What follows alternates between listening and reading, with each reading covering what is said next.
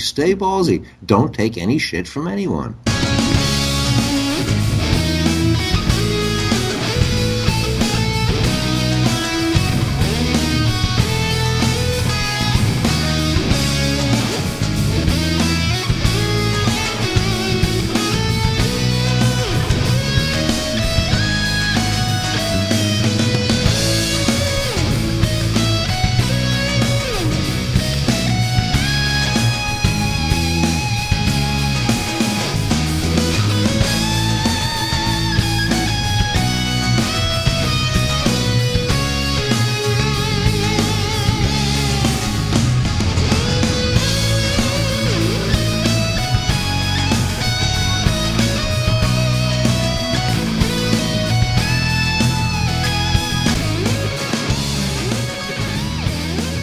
Welcome to the one and only show where your quarter is always up next, where the Rambours reign supreme and the Ramboholics are victorious. Welcome, my friends, to the show.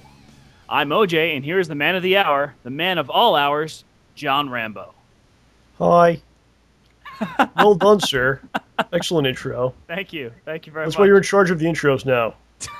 I did that well. You've been promoted to intro man. No, what happened was I got so confused of like when you're supposed to do it, because we were supposed to be the zeros, right? And it was zeros and fives. Zeros and fives. And then it was like ones and sixes, but that didn't really happen. So I just like, you know what? Just take control for a while. All right. You seem like you got the ball and you're running with it. You know. You're seizing the moment here. So it seems like we're gonna go with this. It's a good thing happening. Okay. You happy with this? Yeah, I'm quite happy. All right. Phew. That's good. I don't have to worry about whether I'm on it for a particular day or not, because now I know I'm always supposed to do it. All right, so last week on the show, we were joined by the excellent Ed Trotta. The man himself. That guy is awesome. He's a brilliant man. Certain people you meet, I don't know if you agree with this or not, they have like this aura about them, and he certainly has that aura. You agree with this? Yeah, there's just something about him that's... I don't know if you call it charisma or what. You just know that he's... Like, he could tell you to do anything, you would probably do it. You know? Yeah. You'd be like, strip down, cover yourself in maple syrup, jump out of a plane. I'd be like, let's go. Well, I got 2 of those 3 covered right now. So, I think, like, you know, some people go far in the entertainment business because of, like, looks, or they kiss the right asses, or whatever you want to say. But he's a real actor. Well, yeah, he's a real actor. He's the real deal. He's definitely like put a lot of work into his craft, and he got to be in a lot of cool things and accomplished quite a bit, you know, and rightfully so. So it was great to have him on. And every time he comes on, he puts a lot of effort into his appearances. So yeah. Which is more than we deserve, really. So I'm always like really like, wow, he's like working. He's working for us right now, you know. So it's fun just to, you know, let him talk. Like, I realized I didn't have to do anything. I'm just like, I'll just sit back and he's got this under control. So if you missed that, go check it out. It's definitely worth checking out, I think. Today on the show, what do we have going on? We got a bit here. I managed to see Spider-Man. We're gonna talk Spider-Man. Are we getting into spoilers or not? Maybe. I mean, I think we should. We'll do like a spoiler warning type of deal. Yeah. We're gonna talk Spider-Man. OG saw another movie, which I don't even understand. I'll explain later why he saw this movie, but he did. We're gonna talk about that. We're going to do comments, some whatever else we come into, and we'll be joined by 2 men that over the past weekend went to Evolution, which is a big fighting game tournament in Las Vegas. Both guys getting top 8 in Super Street Fighter 2 Turbo. The Tournament of Legends is the tournament they were in. And they're both going to be here. We're going to have Mars Gattai, or Mars Gattai the Body, as I like to call him. And the great Riz0ne will be here. So it's going to be really exciting. It's going to be a fun group here. Exactly. So I want to start off, we'll talk about the StayBallsy Intergalactic Video Network. Several new people joined the network this week. Here they are. So we have Let's see, youtube.com/5livecrew. He spells that with a K. Huh. And he actually sent me a message. He goes to school with the insanely epic man who joined last week. He joined the network last week, right? Oh, really? He goes, oh, I go to school with him. I didn't even know that he's a Ramborgian like me. Now they're connected. That's awesome. That's pretty cool. YouTube.com/Mark2Bit. Mark2Bit, of course, makes a lot of great logos for us. Made the Schnozman hole punch logo that you see in the beginning of all the episodes. I'm sure you've seen that, OJ. The what man and who now? Yeah, you probably don't know about that. The YouTube.com/only gaming name left. I love that. The Hewison Project. Shining Knight 23. Dipset AB. Or Dipsy Tab, I don't know. Either one. 523 TV, I like that one. That's my favorite one. 523 TV? 523 TV. Okay. He's in the network. The Aftermath Gaming. The Camping Hypocrite. He's in the network. Oh, man, I hope that guy plays first-person shooters. Crazy Dino. Met Laser Productions. And Dice Forever Zero. And of course, all these guys will be linked in the bottom of this video in the description box. They've all joined the network. We are one. We are an army. We're taking over. So if you missed the details last week, I'll kind of go over it quickly. I talked about this last week on the show. In more detail. I keep saying detail, and I talked about this. I don't know what's going on. But basically, we're creating a website, StayBallsy.com. We're looking for those that would like to join the StayBallsy Intergalactic Video Network. The way to join is you just do it. You let me know, hey, I'd like to join, and you post that you are a StayBallsy network director, either in your videos or in your channel somewhere. And what we'll do, anyone can do it, anyone can join, it's perfectly fine. Can my cat join? If it has videos, yeah. All right. Preferably, you need to have some kind of content. I guess you don't, but you kind of do, because what we're going to do on our upcoming website, StayBallsy.com, which will be out in a couple weeks, probably the first week of August is what I'm shooting for. We will actually feature your videos. We'll embed your videos from your channels onto the website for everyone to enjoy, and that's going to be a cool thing. So it's going to be like a real community kind of deal, and I'm excited about this. Nice. Nice deal. So continue to sign up. Continue to prepare your content for the future launch of StayBallsy.com and all that stuff. So yes. So why don't we get into our discussion? We're talking about a couple movies here. Why don't you talk about this extravaganza that you saw, this insane movie? Okay, so go for it. A while back, I don't even remember how I found out about this. I think I was at work, and it was lunch, and I saw an ad for something. There's a New York Asian Film Festival, and one of the films they were showing was translated as Ace Attorney. I might have even seen this on Reddit. I think actually, yeah, I saw it on Reddit. And they made a movie version of Phoenix Wright Ace Attorney in Japan. I thought it was about O.J. Simpson's legal team. That's what I was hoping for. Well, I don't want to get into any spoilers here for this movie, but anyway. Yeah, because I'm sure everyone's going to see this. Well, it's coming out on Blu-ray in Japan on August 28th, which means if you have a PS3, you should be able to watch it, but I doubt they're going to put English subtitles in there. Yeah. But let me tell you, this is the best video game movie I have seen in my entire life. Well, what's it up against? Silent Hill, Max Payne, Super Mario Brothers. Yeah, those are. Oh, Silent Hill's okay. Yeah, Silent Hill was okay. There was. That's probably one of the better ones. Mortal Kombat, the first movie. Oh yeah, it's better than that. It's better than that. I don't believe it. Okay, first off, the movie. It doesn't have Goro getting kicked in the balls, so how could it be better? Unless it does have that. No, but the movie very closely follows the plot of the first Phoenix Wright game. I think the first, second, and fourth cases. Is this like with actors and stuff? Yeah, it's live action. Do they make his hair like the like in the game or? Yes. Or do they? Yes, they do. Really? The judge looks like he's on some sort of I don't know, depressant. Like the judge looks like he's on morphine the whole time. It's brilliant. But the thing is, they really captured like the like they managed to first of all make the courtroom scenes exciting, where people are just talking about a document.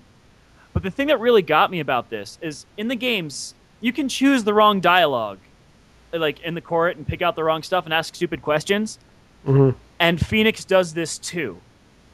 And the best part is there are times when he just stands there going, "Dape, dape, dape, dape." Like for 30 seconds, he has no idea what to do. And I'm like, man, this guy's an idiot. And then it took me a second. I stopped and I realized that's supposed to be the player when they're stuck there not knowing what to hit next. And they're being morons. And it just struck me as, my gosh, he's not stupid. I'm stupid. It was really good. They had a bunch of characters from the games. Only one of them was different than the game's representation of them was. Significantly. They took a few liberties with it, but it came out. The plot twists were awesome. The cases were hilarious. And the characters were just a little over the top. And some of the random things they threw in there for no good reason were beautiful. I saw it with, I think, 6 other people. And we talked about it afterwards. Everyone was like, yeah, this is one of the best. Even if I didn't know what this game was, I would have enjoyed it. It was really good. Well, I'm going to have to take your word for it. Well, hey, I'll buy the Blu-ray. Is it possible for people to watch this anywhere? I don't know, man. I think it's being released at a couple film festivals elsewhere in the country. You'd have to Google it, and Is there people at the theater? Like anyone there? It was sold out. Oh wow, okay. And we actually got there just when it was about to start because our train from Connecticut was delayed by about 25 minutes. And we all had to sit separately in like the front row and elsewhere, just scattered around. Awful. It was so full. But the thing was, before the movie started, they talked about it. They had guys come up on front and everything and talk about it and do cool stuff. But some of the funniest things though was at one point the projector like turned off. So the projector turned off, and of course somebody in the audience goes, "Objection!" That man was a genius. Oh yes, of course. It happened 3 more times. People shouted that like 3 more times during. Well, that guy did it. I'm going to do it too. Yeah, pretty much. I mean, I don't know what else. There's no Johnny Cochran cosplayer. No Johnny Cochran cosplayer. I think there was actually at least one cosplayer there. Just a dude dressed in a suit, Right. But it was beautiful. I don't even know what else I can say about this movie, but if you get a chance to see it, I highly recommend that you do. Blue Badger. That's a cool thing about like New York and major cities, because like that would like it sells out there, but if they put that movie like anywhere else, it'd be like 2 people there. Yeah. Yeah, it's kind of funny. But. And if any of the rest of you are in the New York area, I don't know if that New York Asian Film Festival is still going on, but they showed a couple of trailers for other movies that they were going to be showing. Look into it. Was it like an official movie like Capcom and Dort that have like the logos and stuff? Yeah, at the end it says presented by Capcom, and the movie the movie ended and it said presented by Capcom, and I'm like, if it's presented by Capcom, where's the DLC? Is that what you said? Yeah, I did. Oh man, I know, I'm horrible. You think they'll make an American version? I'm not sure if I want them Who would be Phoenix? Oh gosh, you need a young guy who can look a little bit like a moron. Neil Patrick Harris. Neil Patrick Harris is too cool. But as Phoenix. I think he's too cool. Not that Phoenix isn't cool, but I don't know. Honestly, that's a great role for Ben Affleck to come back as. I was thinking his return to movies. If you can make Andrew Garfield look like he's in his late 20s or early 30s, which I think is doable because I think he is. I mean, he could pull it off, I think, because he's geeky enough. The best part that I didn't realize is that in Japan, Phoenix Wright's name is Naruhodo Ryuichi, and Naruhodo means, is that so? Or, oh. So every time someone just says his name, Naruhodo, I just started laughing because it's a pun. It was beautiful. Well done. It was good. So I know that you went to see Spider-Man finally. Yeah, I saw it last night. Oh, you went last night? Yeah, I was gonna end up going alone, but fortunately my friend Jim was able to come with me. All right, so we actually hung out on Monday. Yeah. We were filming. Yeah. We did like, 3 hours of filming on Monday? 3.5. I was still pretty messed up from it. But then I was editing and shit. But we were talking about Spider-Man. You're like, oh, some of my friends didn't think it was very good. Yeah. Blah, blah, blah. but I thought it was pretty good. So where do you stand here? Will you align with your friends, or will you align yourself with me? The choice now. I'm taking the third option. Yeah, I thought it was okay. I thought it was a pretty good movie, but I don't know. There were just too many things in it that struck me as no. Just no. Like, Peter Parker wouldn't have done this, and this didn't make any sense. Aside from those few things, I think it was a very well-executed film. The casting was great. The way that they changed, the way they did the origin story, I was pretty satisfied with. Mm-hmm. I just think there were a few things that they could have done better. All right. Why don't we get into it? Okay. So as we begin our spoiler portion of the show, which all I have to do is in the description put like a time or something. Yes. To skip the spoilers, you will click. All right, so how should we begin this? All right. Let's start. You want to start with the spider bite? Is that you had a problem with that? A little bit. With the spider bite, you had a problem with? Well, just the fact that there's no explanation for why it couldn't have happened to anyone else. That's true. I think. Well, the thing is that Dr. Connors didn't want them to do it on humans. I guess there was no human testing. Yeah. And they kind of allude that's why his father took off. I think. They want him to do the same thing. Isn't that what they kind of implied? The only thing I can think of is that the spiders were created using Parker's DNA, so that they'd have it for the purpose of having Parker get bitten. Father Parker. Oh. That's the only okay. You know what? That might happen. Yeah, like the reason they did this, like the reason that it worked on Peter, was because in some way maybe his father, when he was splicing in this other DNA into the spiders, he spliced in some of his DNA or something. Well, it's kind of funny because what they created here is the mutagen from Ninja Turtles. Like they created the secret of the ooze. Yeah. Because they're basically able to like combine the people with. Well, actually, the ooze was like it just gets on things and grows them, so that's not really accurate, I guess. Well, yeah. But Rocksteady and Bebop, they were actually human that turned into. Yeah. Creatures. The same thing. Basically, if they instead of using reptile, they'd done rhinoceros and warthog, you'd have gotten Rocksteady and Bebop. I thought it was because, like I said, they didn't want to test. They weren't able to test it on humans, or they didn't do it. They were just testing on a mice because he was like in charge of it. Yeah. So I guess it actually would work. Well, I think they thought it would either kill the person. I think they thought it would just kill them if it didn't work. Yeah. They're like, oh look, it didn't kill the mouse. Hooray! No one ever thought about getting the mouse angry. Okay. Well, we're giving it, another dose or whatever. That's not a big deal, though. Come on. No, it's not. It's not. I just think that if they had taken a second to explain why the spider bite worked that way, I think that people have had a lot. I mean, that was one of my friends was like, the science in the movie is so terrible. Well, it's gonna be terrible no matter what, though, because it's ridiculous. I mean, man, like there's a guy turning into a giant lizard. Like it's not going to make sense. One thing I have to say though about the look of the lizard, you are aware you've seen that face before, right? Where? Do me a favor and Google Goomba Super Mario Brothers movie. Yeah, it's kind of like that. It looked so close. All right. I mean, I remember in the comics. I thought it was kind of. I didn't think it looked that good when the lizard spoke. Yeah. Like it was a little like it's not very good looking, but it's only for like 20 seconds at a time. Yeah. I mean, it wasn't that bad, but it looked so much like the Goomba from Mario. I don't know. I think you're getting into nitpicky stuff. Yeah. No, I'm not saying it's bad. I'm just saying though, I found it funny that it so closely resembled the Goomba. The thing that drives me nuts about these movies is how it's New York City, right? Yeah. And there's like millions of people, yet these like 3 or 4 characters are so intertwined in not only one way but in like several ways. Yeah. Like the chick that he likes from school also works for the doctor who his father hung out with, and her father just happens to be the police chief as well. It's a small world after all. It's like, really?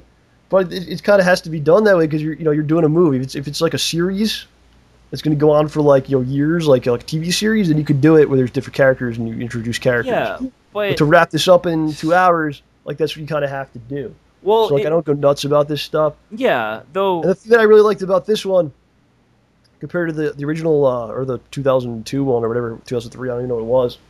It's a long time ago. Getting old. Oh. Correct me if I'm wrong here, but the spider bite thing was completely unrelated to the Green Goblin creation, right? Yes. Because of the same thing. Completely unrelated. Right. So you're telling me this one kid turns into a Spider-Man at the same time across town, this other dude just has to be turned into a goblin. You know, like that always pissed me off about the movie. But in this one, it's like it's all connected to this one thing, and I kind of appreciate that more. All right, it does make more sense, yeah. It doesn't make more. It just makes a lot more sense. It's like, well, how is this guy becoming this at the same time this other guy is becoming that at the same time, and it's unrelated. Well, one thing I will say about the older Spider-Man movies, just stepping back a second, Peter Parker wasn't he a student of Dr. Octavius, and his best friend was the son of the man with the crazy corporation who wanted to date Peter, who ended up dating the same girl as Peter Parker, and blah blah blah blah. They were somewhat connected there too, but not to the extent they were in this one. So I agree with you there. Not to the extent because like that was they went to school together. Yeah. And that was his father. I don't know. It's always going to happen. But, yeah. I mean, I didn't like halfway through it. I was kind of like, it's kind of weird. But then at the end, you're like, okay, you kind of have to do it. Yeah, I'm curious as to why the Doomsday device that would disperse the that was built for dispersing gas-based medicine. Why does it have a 2-minute timer? Because it was preparing the stuff. I guess, but he just swapped it with the antidote. And it's just like, nope, we're good. Sure, I'll fire this instead. Whatever. I don't care. I don't know. It's just, you can't get pissed about that. Yeah, no, it was just kind of funny. Now, honestly, though, there was one thing that I think is a legitimate gripe. Yes. So... I will correct you if you're wrong, we'll say. What is probably when I'm wrong, but Peter Parker left behind so many clues. Oh, come on, dude. He's a kid. I know, but nobody figured this out. He's attacking all the guys who look like this. All the guys he's attacking. Well, that was annoying because it's like how many dudes look like this? They're committing crimes. Apparently, all of them. There's like hundreds of dudes in like a 3-day period that all look like this one guy. Yeah, and you'd think the police would have looked up all the ones to see, well, someone's got... You know what? They even said that it looks like it's a vendetta. Well, you know what? They didn't throw it away, though. It's true. Because you didn't find the guy, and it's still something to work with, and then just like, oh, here he is, like, you throw it out, you know? Yeah, also, they, when Captain Leary, or fine, Captain Stacy, Dennis Leary's character, takes the mask off and sees Peter, like, he stops for a second. So it's obvious he like, someone could infer that they know that the captain knows who this guy is. You know? Yeah. I mean, it doesn't take too long to go the steps, so to figure out that it was somebody the captain knows who was shouting to the captain, "Hey, you have to get here. Your daughter is there." Well, they heard that? I don't know if someone heard that, but there was no one around. Was no one around at that point? All right. All right. Either way, I still think that look, here's the deal. Like, if there are this is what I'm hoping. John, just one second. I'm hoping go ahead. Somebody gets ticked at Spider-Man the next movie and starts following this stuff backward to try and figure out who he is. Well, eventually someone's going to find out because they always do that too. You mean like how Osborn already knows? And then Aunt May gets, caught or whatever, or trapped somewhere, blah, blah, blah. Yeah. Here's the thing. If you go into these movies looking for logic problems, you're going to find them. Because it's impossible for them not to exist. To a large extent. Yeah. Because it's a superhero movie. It's you're working with the unbelievable things here. Yeah. So it's going to happen. You can find these problems with the science, blah, blah, blah. But it's not really what it's about. It's not really what the story's about. The story's about this kid kind of getting these powers, and what does he do with them, and who does he become? Like, the stuff that I didn't like wasn't all that, because that's all extra stuff. But to me, it's like when he's becoming Spider-Man and he builds the webbing, they don't really show him like screwing up or like all of a sudden he can do it. I like to see a little more like trial and error type of stuff. They showed a little bit. A little bit, but they didn't get really into it too much. That's what I would like to see. I wanted to see that. Because Okay. that adds to it, like, oh, okay, he learned how to do this shit by doing this. But You for the know, most part, I mean, like, the story's good. oh yeah. I mean, all the cast was wonderful. Absolutely. I mean, The one thing I talked to you about, like someone put together on this one website I was at, like all the bad reviews, and a lot of them were just ridiculous. Especially this one from IGN, oh, brilliant. and a lot of other places said this too. It was basically like in the review they're saying, oh, they stole the or they ripped off or copied Sam Raimi's story for Spider-Man. Or it's based too closely on Sam Raimi's Spider-Man. No. And you're like, well, no, it's not. Like, it's the Spider-Man story, right? Spider-Man landed from a rocket ship in southwestern It's the Stan Lee Spider-Man story. So then a couple of places were like, well, they should have, they understood that fact that, Sam Raimi didn't create this. Yeah. It's the Spider-Man story. They're like, oh, but they should have, done a completely different direction with it, completely changed the origin, and done their own thing. Like what? Well, you know how many people would have been pissed off about that? You know, how much you want to bet they throw Ben Reilly in? Yo, what do you want them to throw Ben Reilly in there? Ben Reilly fell into the spider chamber. He got bitten too, but they never showed it on camera. Just imagine if they just did a totally different origin where, like, the spider came from outer space and bit him, and then that's into his bedroom and bit him, and that's how he did. Yeah. People were freaking out, man. People would have hissy fits. Oh my god! So that's ridiculous. And then like everything else they say is positive, but then they're like, "Oh, the cast is great, blah blah blah." But they ripped off the origin from Sam Raimi's vision. I give it a 2 out of 10.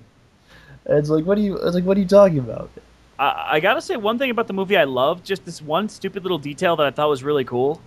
Yeah. When his skateboard got snapped in two, he brought both the pieces home to save the trucks. Oh yeah. I thought that was really cool. Your board's broken, but you can still salvage the pieces. Well, what are you going to do? It's your property. But I mean... And you have some emotional attachment to it. I know. I just thought that was really cool how they did that. It wasn't a big deal or anything. I just thought that was really cool. Like, I'm like, oh, he saved it. That's cute. I'll say this. I say this about all the movies. It's not perfect by any means. But again, I feel like it's the best Spider-Man movie we can get out of Hollywood. I really believe that. So if the first three didn't exist, they would have been like, this is the best Spider movie ever. This is the best Marvel movie ever. If this had come out like 5 years, what was it, 7 years ago, 12 years ago, whatever the frell it was.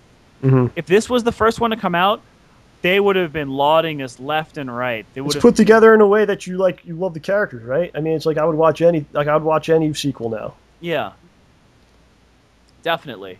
And there's so much to be figured out. What was that thing at the end? Do you have any kind of theories on what was going on there? You mean Osborn hanging out with the lizard? That's what that was? That was Osborn, dude. Are you sure? Well, not necessarily. I thought it was Osborn, though. Why would it be Osborn, though? I don't know. Just my thought. It could be his dad, for all I know, but I doubt it was because he sounded mad. It's not his dad. It's probably Osborn. Who else was it? Who else would it be? Octavius? I guess it could be Osborn. Why would he be talking to the lizard, though? Because he's his former boss. The lizard worked for Osborn, remember? Yeah, but he didn't have any kind of thing with him. True. Well, Osborn was nearly dead anyway, so I don't know if that would have been Osborn.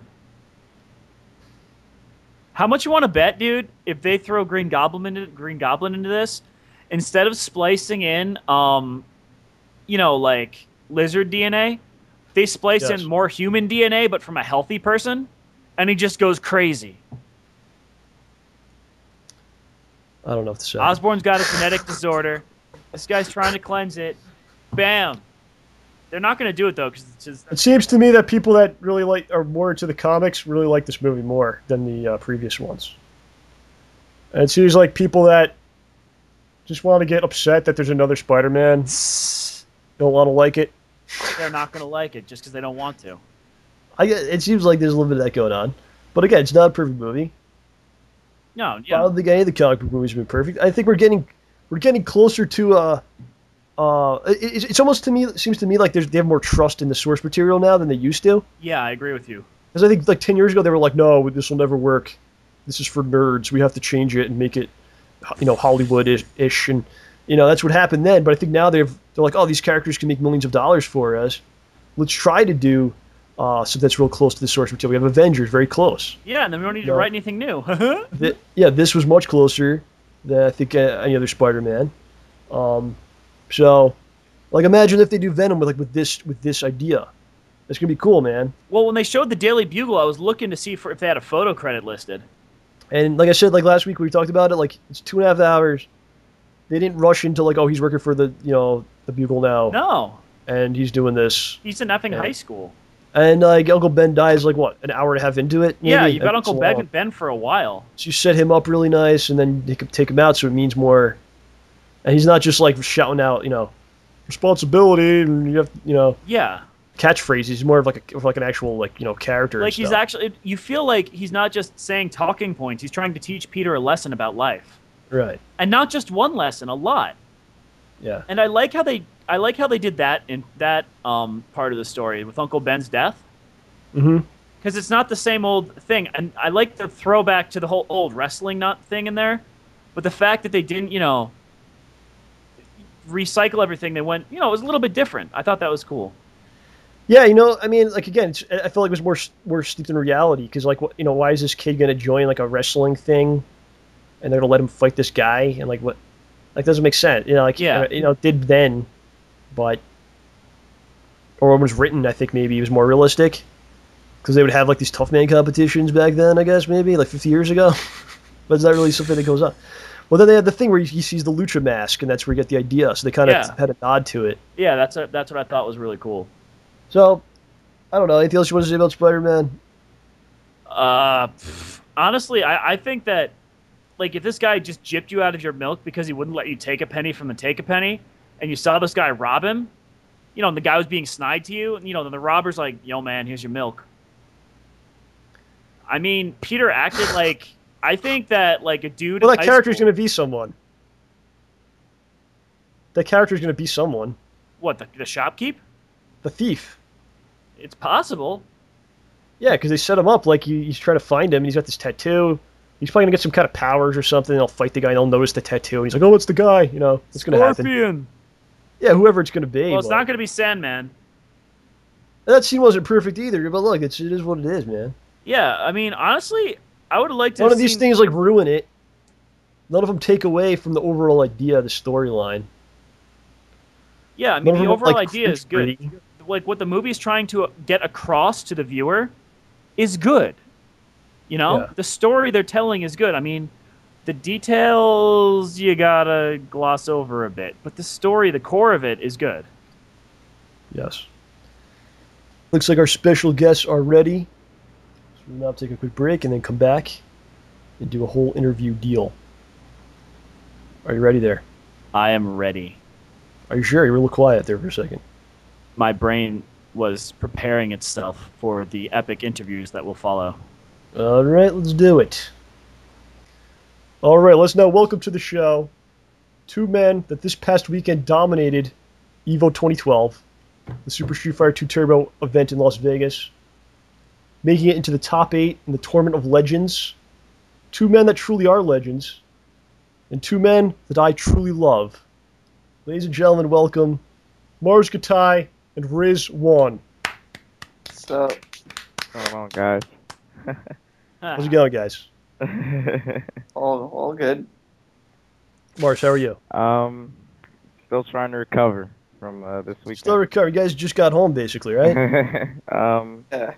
Yeah, about 2 days ago, I think. You're like conquering heroes returning home. How have you felt since you got home? You feeling like jet lagged, tired? What's going on? Looking back, what are your emotions? You can go Riz, with Mars. Or should I? Well, I feel, honored and, I feel blessed that I was able to, do as well as I did and to, make top 8 with Riz and Damn Die. That was a blessing, It was, it was like, don't blow this. We all made it, and we wouldn't have done it without, you, John Rambo, Howard, the whole Don't Blow This community, Fred, Chris, everybody, So we should, just to let anyone know, so there was this Tournament of Legends, and in the top 8 out of many players, Riz, Mars, Domdai all got in that top 8 position, and there was like what, several Japanese players in there too. There's Mhm. 4 Yeah. Japanese, 4 Americans. 3 of the 4 Americans were us. The other American was Afro Legends. You know, super strong, quite possibly the best. So Yeah, these guys beaten me before. We're not talking about today though. So Riz, how you feeling since you got back? little jet lag, maybe. You sound a little tired there. I'm used to waking up at 7 o'clock, but with the 3-hour difference, I'm waking up at 10. It's no good. So Right. I don't know. My internal clock is a little messed up. You know, every time I'm doing these interviews with you, you're always messed up. Because I was about to say, we actually did an interview with you last year when you got back from Japan, and you were having the same problem. Yeah, but this will be a more speedy recovery. That one was That was more extreme. distance. So So let's talk about that for a second. We did an interview with you last year. I was pretty proud of it actually. We went through your entire history as a Street Fighter player from the beginning up through your Japan trip. It was like 2 hours long. I don't think anyone's ever done that then or since, do it with a Street Fighter player, like a behind the actor studio kind of thing. That was pretty tremendous. yeah. So I think everyone should check out that interview if you missed it. It's actually on this channel still. And Mars, you've been on many videos on my channel already, but we never got to like speak with you one-on-one like this. It's just kind of an honor to have you, sir. Oh, thank you. It's an honor to be on the show. I feel feels good. All right, good. So before we get into Evo specifically, I want to talk about competitive gaming, like in general. I'm sure there's people out there right now listening to themselves and they're like, "Oh, tournaments! I could easily go to a tournament and beat everyone."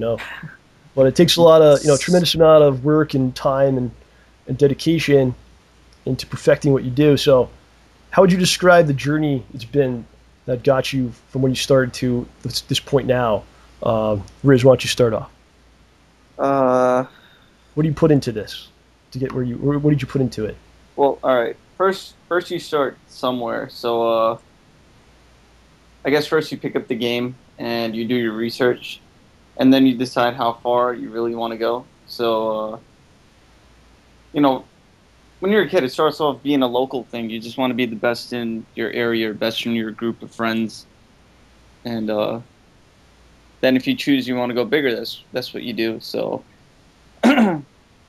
you enter your local tournaments or you play online. I mean, for me, it was just local tournaments and online. I wasn't really a big tournament guy until recently. And then you find your crew and you just play and try to dissect the game, really. All the matchups. You analyze as much as you can. I keep a notepad where I just write everything I learn and just keep it up.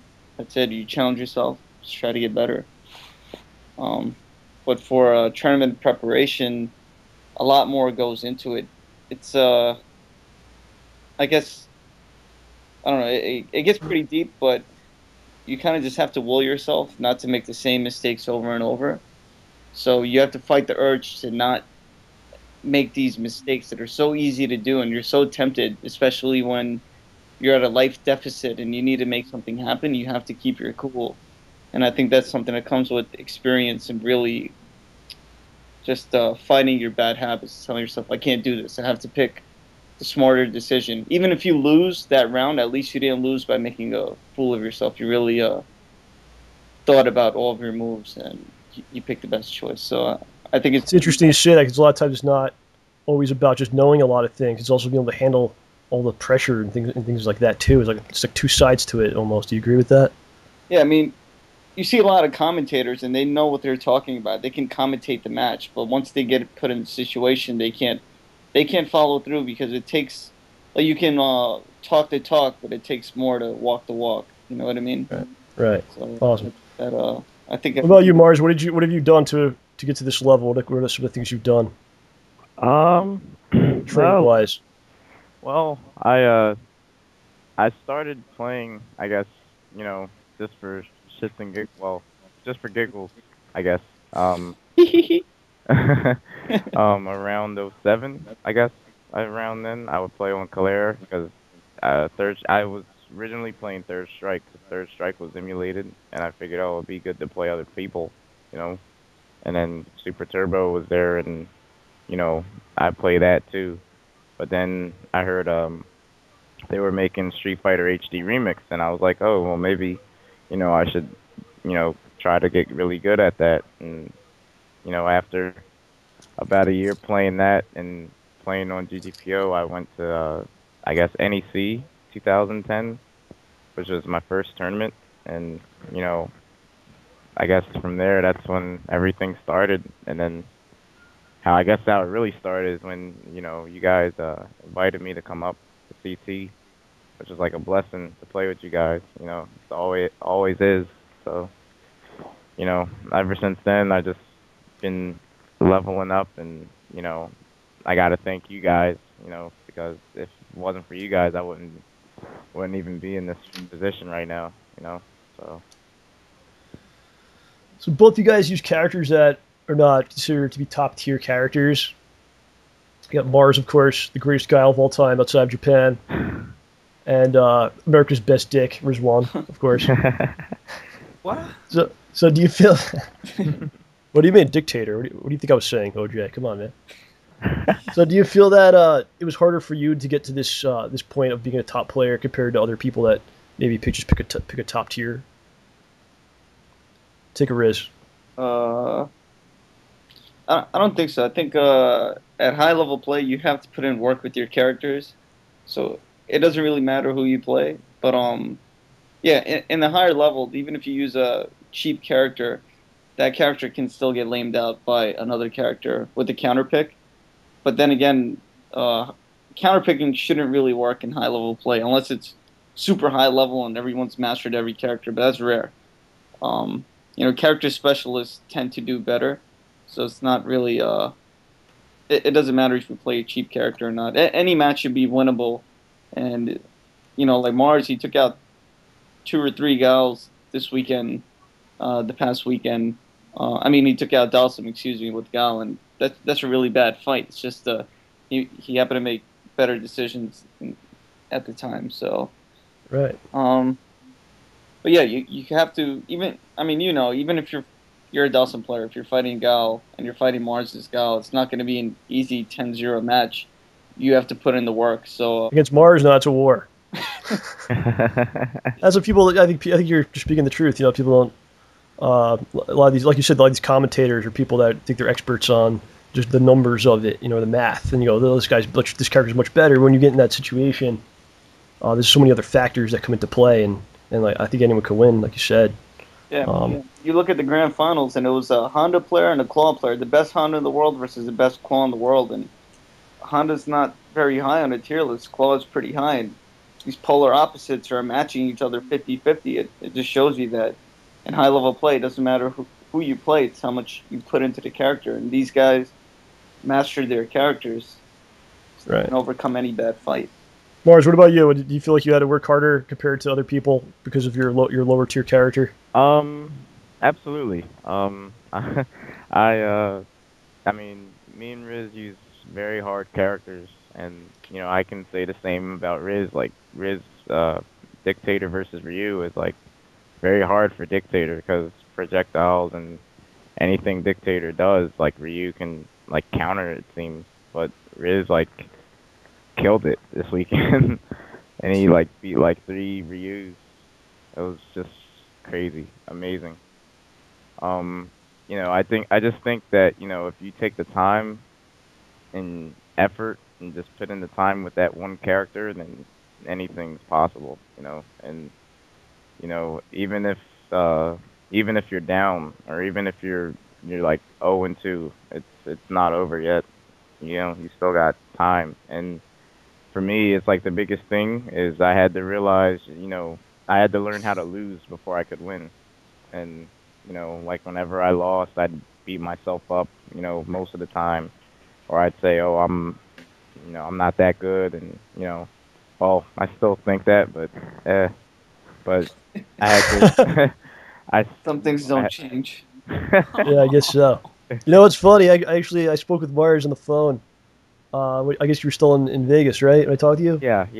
Mm-hmm. And he's like, we were talking, and I'm like, Mars the God, and he's like, you know what? Maybe I am Mars the God. Yeah. Ooh. And I was like shocked by this, and I was like, I wish I recorded that because I would just play it all the time. That'll be your new ringtone. Oh yeah, I would just listen to it every as soon as I woke up in the morning, you know. Well, I thought that was cool because I think Mars started to realize like maybe I'm pretty good at this. He'll never. I started to find out what everyone else already knows. All the people that he's beaten already know that he's good. He just has to figure it out. Yeah, I mean, I'm honored that, I feel blessed that people, show support, and, I can't thank everybody enough, it's really hard, but, again, if you put in the time and effort, you can do anything, like anything's possible, like, just gotta believe. Right. What's it like when we just talked about all the time and effort you guys put into the game. What's it like when it all finally pays off, when you do really well at a tournament? How does it feel to you? What's that like? Marcus, go first. Man, it's like a blessing. Well, I say everything's a blessing, but it feels good, like you just feel like you finally did it. Like, man, all this hard work finally paid off. Hours of just playing and practicing, and then the big day comes, and then you finally make it. Like, you do well, and just the fact that I've made it to top 8, I didn't expect that. Like, and what I had to do was I had to just get, well, earlier that day, things that I wasn't in the best of moods, and thanks to Riz and my good friend Coop from Maryland, they had to I had to get my head together, and I just had to go without any fear, like, I just had to say I had to do this, whether I win or lose, I just have to do it, because if I don't do it, then I'm letting everybody down, and you never know, you could surprise yourself sometimes. What about you, Riz? How does it feel to when you put all the work in and then finally something happens you wanted to accomplish? What's that like to you? It can be pretty surprising. I mean, I guess Evo was there were a lot of West Coast players, so we didn't have many of us, and to play all of them and actually to match them and do well, it's pretty surprising that you can play them for the first time in person and the matchups can just go that way.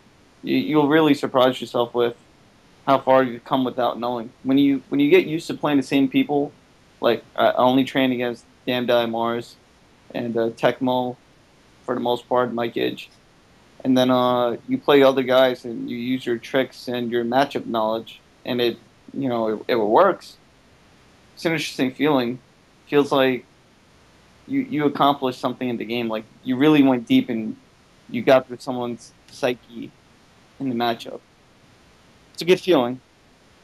What about when things don't work out? When something doesn't work out, you lose. How do you bounce back from that? How do you come back from that?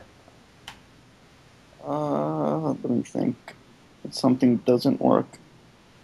Things have been working for you for so long now. You probably don't remember what it's like for them not to work. No, But if you can remember, let me. time where it No, didn't I'm work just out. kidding. It's either I underplayed myself or I was outplayed by the other party. So that's one of two things. Either my mental strength wasn't good enough, and I kind of just choked, or the other guy outplayed me, and that's respectable. He knows the matchup better. It's fine. I respect it. So that just shows me I need to train harder in this area. It's not like I knew and I forgot. It's something I never knew, so I shouldn't beat myself up over it. I should just say, you know what, I'm gonna take the time to figure this out. You take it as a learning experience. Yeah, and the next time I fight this guy or this matchup or whatever the case is, I'll make smarter decisions because I'll have learned the decision that needs to be made. So there's never a time for you where it was like, I'm done with. I don't want to play this anymore. I lost. I put. I can't do this. Is there ever any doubt come into your mind, or it's just always like, I'm gonna get better. I'm gonna do it. I'm gonna learn. Yeah, I think it's the latter. I never feel like I should quit. It's always I need to learn this better. I need to become better at this so that this never All right, happens. Tiger. What about you, Mars? What's it like for you? Well, if I lose, usually, like especially if I lose all online, all offline, or whatever, I just say, I got outplayed. Just like, pretty much what Riz said. I got outplayed. Got to go back to the booth and start again and figure out, what I need to do to get better, pretty much. And like I'll never make an excuse where, like, if I lose, that other player, oh, he cheated, or oh, other stuff, other stupid stuff. Like, if I lose, then I lost, and that's what's done is done. All you can do is try to bounce back, And there's been times where if I lost really bad, I wanted to say, oh, I'm done. I can't, I'm not that good. Why even try? But then, if you do that, then you're only defeating yourself. You gotta just keep going. You're gonna take losses. No matter what. Even the best take losses. So. What is it that drives you so hard that that you guys want to be the best at this game? What's motivating? What's pushing you to be as good as you are now and continue this on this road? I guess I like overcoming the odds, if you want to put it that way. I like overcoming, bad matchups, like beating Vegas and Dhalsims and, You like that? old Saget. That's pretty fun. Because it's not expected. I mean, especially when they're like really good. It's very tough. Like, you got to put a lot of thought in what you're gonna do and think out what your next strategy is. So it can be tough, but when you do it, it's like you're like, wow, this hard work really paid off, and all you can feel is just happy. Like. What about you, Riz? What's pushing you to try to be the best player? Well, I think I want to reach Japanese-esque level, but anytime you ask the Japanese, what are we lacking? What is America lacking? It's a couple of things. It's mostly the environment, and I feel like in America we don't really share our tricks. We don't try to get better with one another. It's like, all right, I'm just gonna save this trick for the tournament, and then I'll use it against him, and he'll never have a counter. He won't be able to adapt on time. So for me, I will try to share every little thing I know so that my opponent can get better from it, and then I'll get better because I'll learn a counter. So I just want to strengthen up as much as I can so I can, one day go back to Japan to be at that level, because they broke down the game so deep, and I want to be able to match them and be as good one day, hopefully. And Awesome. It's quite the goal there. I mean, the game is so deep that as a hobbyist of this game, I mean, you have a lot of fun when we used to play our 99 battles of just Dictator versus Dhalsim.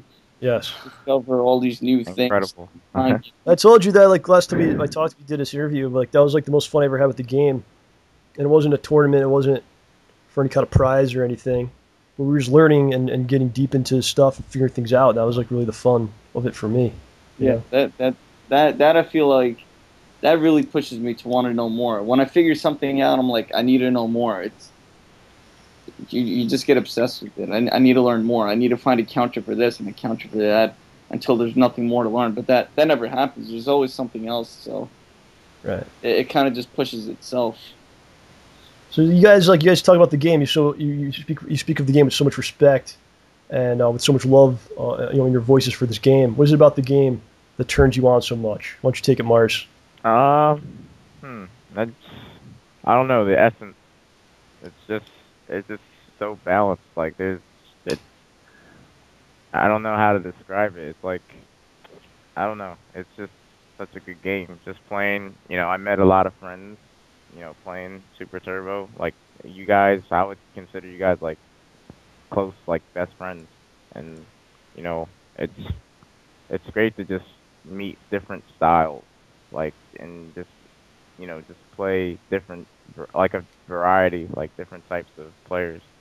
Like, for me, like the weekend, I would say the best part is just that I had it was like you have the best of both worlds, or all over the world. So you have like people from Japan, people from Europe, people from the West Coast, like us. Like it's a beautiful thing, because it's like at the end of the day, all of us are leveling up, and we can learn from each other, just like how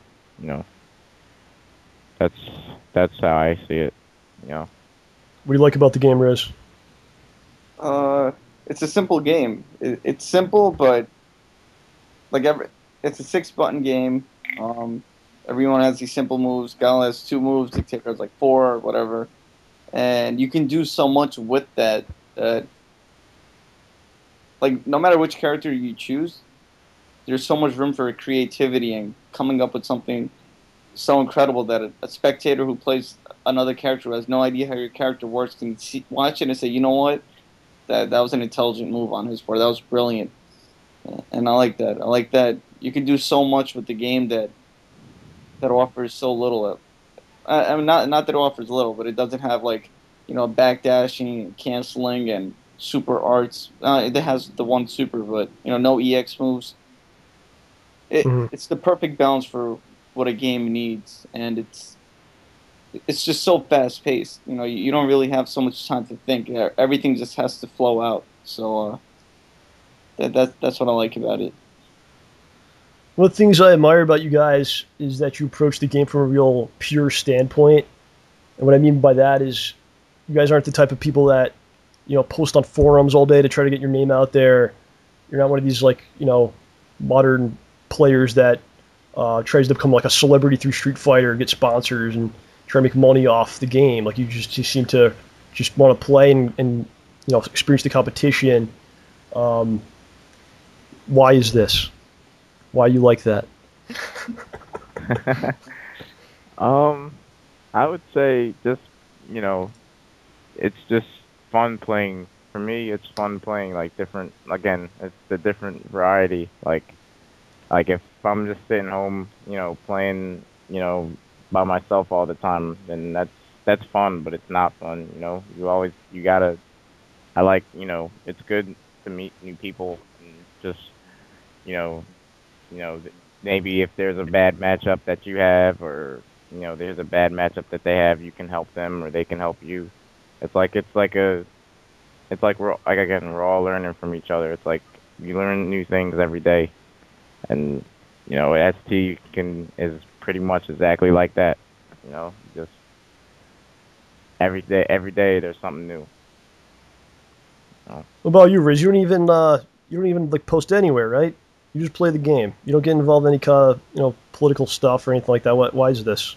Well, that's where you find the drama. I try to keep away from that.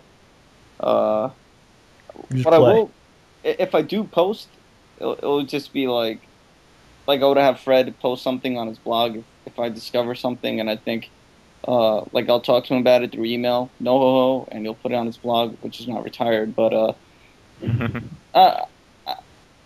when I want to talk about the game, I like to talk about it directly to the person or an email, and eventually maybe it'll find its way online, but I don't know. I was never really a big forum guy, and like I said, I just like to do it in person. Right. So one of the things I don't like that much about the community, it seems like people that are the loudest get noticed the most, and then people kind of think, oh, they're the really good players, the people that are always saying things. And you guys are always kind of more quiet, and you just kind of mind your business. You play your game, and you do real well. And I'm real happy now that you guys are you've exploded, and you're getting on stage and all this stuff, and you're showing people no, we're the best players. That's a cool thing to see. I know you guys have some interesting things to say about money matches and what you feel about money matches. Oh yeah. You want to speak about that a little bit? Oh no. I'll talk about it first. I think Right. money matches are pretty stupid. Like if you're putting up $1,000, that's not how you show love for the game. If you love the game, then you take the $1,000 and you buy the arcade, you buy a head-to-head setup, and you have other people train on it. You guys get better. You don't say I'm better than you. I want to prove it with money. That's not the object of the game. You're supposed to put in a 10 yen coin or a quarter or whatever it is, and you play and you have fun. It's not about. This isn't a boxing match. You know what I mean? I don't like that. I don't like side bets. I don't like betting. I don't like the whole money match crap. That's not the way the game is meant to be played. It should be played. It should be played for fun and just to get better. It's a game of skill. There's no put your money where your mouth is. If someone's talking smack, let them be. You know, you let your game do the talking, not the money. So I really oppose money matches. I hate it. Whatever, especially for a game like this. This is a purist game. Let the money matches happen for Marvel and what's it? Whatever's out there now. Butter 4 and what's all this stuff that people play. No, I'm not going to disrespect those games. I'm just saying, not for ST, man, because these tournament prizes, the money's not even a lot. Not even in Japan. They don't care about the pot. They just want to play. They want to win. They want to get first place. You know what I mean? Those guys for SBO, I don't know how much they get for first place, but clearly they're not there for the money. They just want to get the first place spot for the day or for the year until the next SBO. It's not. They don't play for money. That's it. So money matches, they don't mean anything. What about you, Mars? What do you think about money matches? I think they're retarded. Yeah, I think they're stupid. Like, you're already paying money to play the game anyway, because you got to buy the game, and what's the point? Like, you're already, like I said, you're already paying money, so why pay somebody else money to play the game when, the best way to play the game is through casuals. Casuals is the best way. That way, there's no beef, there's no drama, everybody's having a good time, everybody's getting better, and it's all around, it's a good environment. When it gets to the whole money match thing and the whole trash talking thing, it just drives me away from the game. Like, that's not how the game, like Riz said, that's not how the game should be played. It's just stupid. Right. So now we get into Evo. So this Tournament of Legends, you had to win, or you had to qualify to be in this. This wasn't just like anyone could get in it. So you both of you guys had to go to qualifiers and win tournaments. So Riz, where did you go for this? I went to Seasons Beatings in Columbus, Ohio. And you took first place there. What? Do you have anything to say about your experience at this tournament? Well, they had two spots. Gamdai won the first tournament, and I got second place. So I automatically get the spot because he won a spot from a fan vote. But I wanted to get first place, so I entered the second one and got first because I wanted to really earn it. So that was that. There were a couple of tough guys like Brent Immortal, former partner at SPO, was there. Toughest guy I would say was Laugh. He played several characters. He's Korea's top player, and I'd say he was my toughest opponent. Overall, the venue was nice. The tournament was good. All the guys there were nice, like Namra, Chris Gallion. Well, there were a bunch of good guys. Met them again at Evo. Had a lot of fun. Yeah. Well, you, Mars, what was your experience at a qualifier? Where'd you have to go, and how was it? It was great. I mean, there's a couple bad points. I would say I had to qualify at East Coast Throwdown, so I had to enter 2 tournaments, and I got close the first qualifier. I had to play Justin Wong in losers. I had to play Ganelon. He sent me the losers. Then I had to play Justin, and I don't know how it happened. I just beat him, and then I had to play Arachi Zoolander, beat him, and then me and Ganelon had a close match. It was for the spot, and he got the spot, so I had to enter the second one. And shout out to Ganelon, amazing, claw player. So the second tournament I entered was I had to play Real Decoy, Tecmo Super Bowl, and Mike Edge, and all those guys are just amazing, and it sucked that I had to play them, because I know, for me, it's like one bad thing about tournament is I don't like playing like friends, because it's just, I can understand if there's somebody it's somebody I'm cool with, but they're not from my region, but if I'm from their region, the same reason. And it's like I play with these guys all the time, and it's like, you know, for me, I don't know, like I just don't have a good vibe because they want, at the end of the day, somebody's going home, and they wanted it just as much as you do. So I had to, I beat Mike Edge. It was, he beat me one set, so he reset the bracket in grand finals, and then I beat him, I think 3-1, I think. So I got the spot, and you know, it felt good. It felt really great because, you know, it's like, you know, I never thought I would be in this, and I remember me saying before that I wasn't going to do it, and you know, now now I was like, all right, I'll do it, and I'll try to qualify, and it felt good, felt great. But at the same time, it felt bad. I felt bad because, you know, I know Mike wanted to do well, and Arthur did too, and you know, that was the bad part. But Well, I felt really good for you because I remember, you know, me and you sitting there last year. When we did not qualify for HBO. oh yeah. And you and me were together sitting outside the mall. Mm. And I feel like, you know, it was kind of like redemption for you because then you qualified for this, and you definitely you know, did really well. So I felt really good for you, you know. Oh, thanks, man. I really appreciate it a lot. Like, you know, it wasn't easy. It was a lot of hard work, and you know, I just, you know, again, you know, I couldn't have done it without you, Riz, Damien, you know, Howard, everybody. Like, I couldn't have done it without. So let's talk about Evo. So Riz, I believe this was your first time at Evo, right? Yeah, I remember you always told me you got to go to Evo at least once. So this is your first time at Evo. What are your like overall impressions of the event and the whole thing? Well, clearly, it was a much bigger major than the ones I'd gone to like in the past 2 years. But I wasn't shocked or afraid or having tournament jitters. To me, it just felt like, all right, this is another one of those events where I just have to play well. That's it. Uh, there's some pressure, I guess. There should be a lot. I try not to feel. I'm just like, let me just play my game. After when the night is over, then I'll think about everything. So but yeah, Evo is a great place. The environment was pretty chill.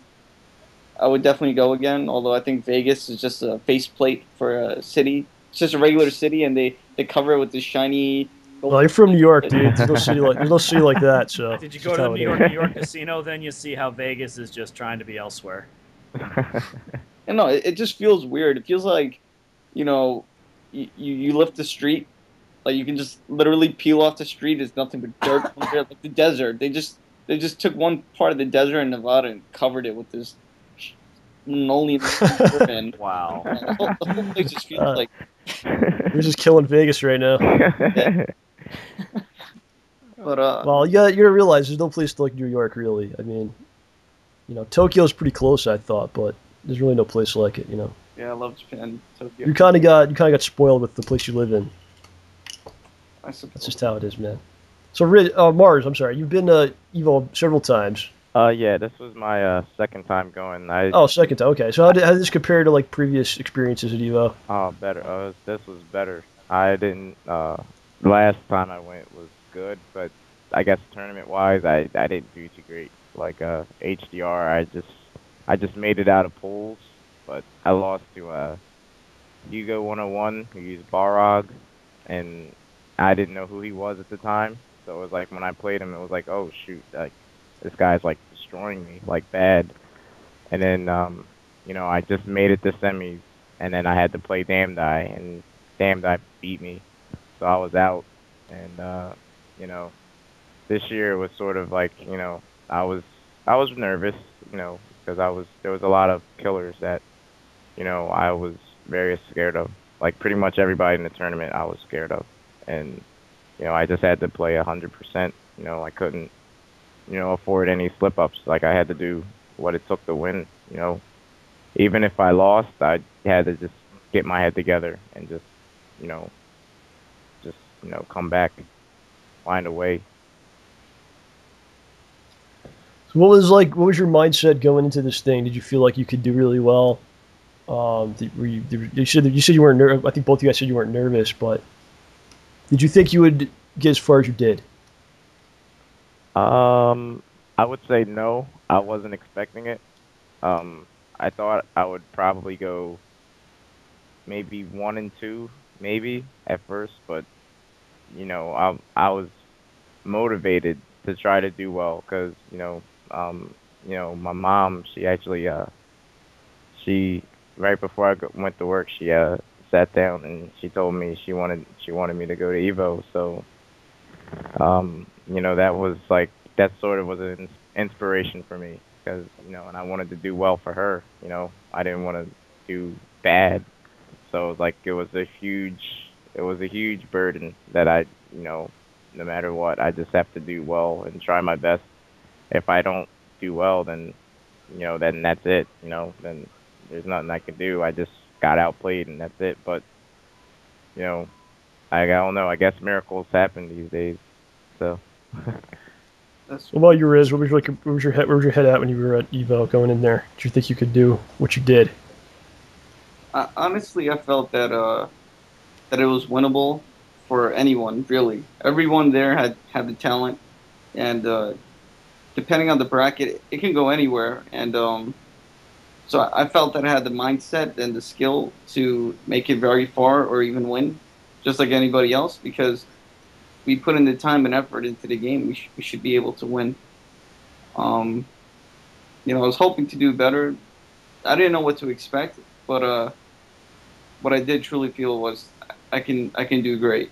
So because of that, I think I did good.